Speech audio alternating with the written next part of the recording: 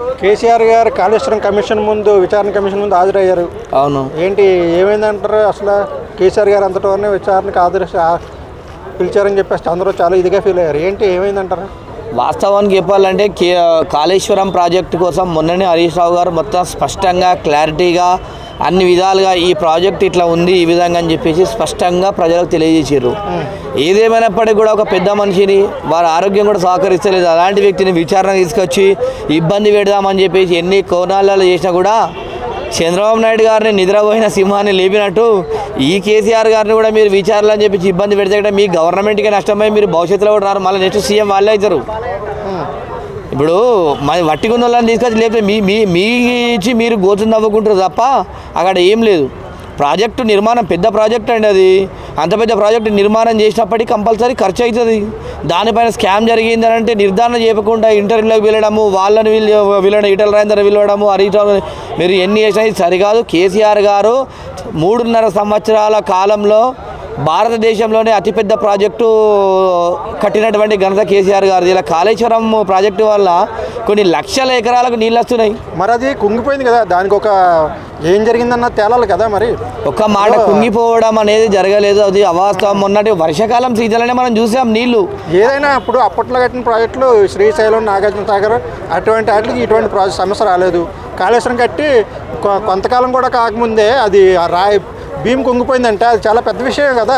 వాస్తవానికి చెప్పాలంటే మనం ఒక చిన్నపాటి గృహ నిర్మాణం ఇల్లు కట్టుకుంటేనే ఎన్నో అంకెలు పోతే చిన్నపాటి ఇల్లుని, ఇలా కాళేశ్వరం ప్రాజెక్టు ఎంత పెద్ద ప్రాజెక్టు అండి, ఎన్ని కిలోమీటర్లు ఉన్నటువంటి ప్రాజెక్టు.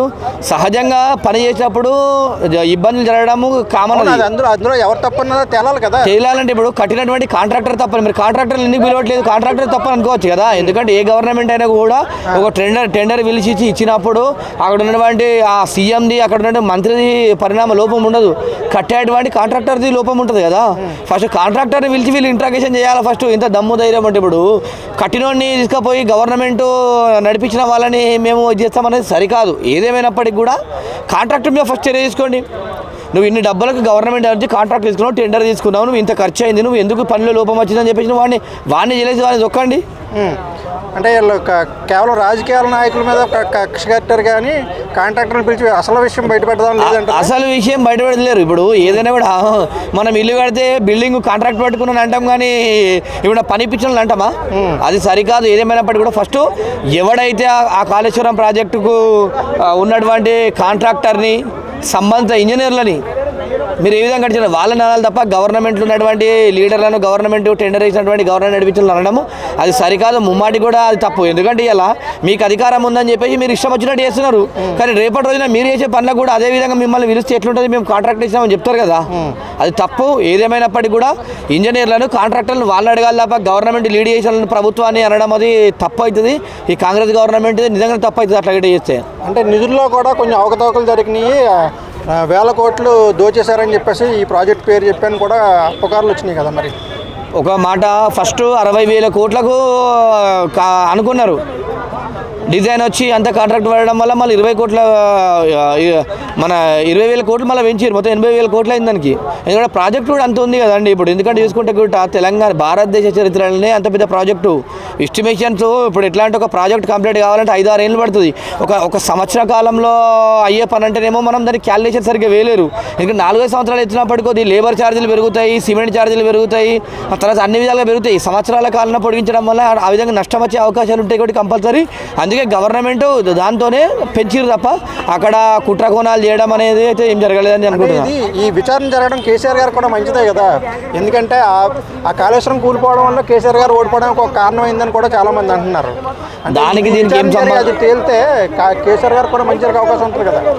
దాంతో ఏం ఓడిపోలేదు, దాంతో ఓడిపోలేదు. వాస్తవానికి చెప్పాలంటే ఈ కాంగ్రెస్ పార్టీలో ఉన్నటువంటి 42 మంది సింపత్తో గెలిచారు, 4-5 సార్లు ఓడిపోవడం సింపత్తో గెలిచారు. కాళేశ్వరం ప్రాజెక్టు కట్టడం వల్ల తెలంగాణ ప్రాంతంలో రైతాంగానికి వాన పడితేనే వర్షం పంట వండుతుండే, వర్షం వస్తేనే రైతుకు అన్నం ఉంటుండే, వర్షం లేకుంటే ఎడారిలాగా మారిపోయే తెలంగాణని ఇలా సస్యశ్యామలం చేసి తెలంగాణ ప్రాంతంలో ప్రతి ఒక్క రైతు కళ్ళ చిరునవ్వును చూసే తత్వం తీసుకొచ్చిండు కేసీఆర్ గారు.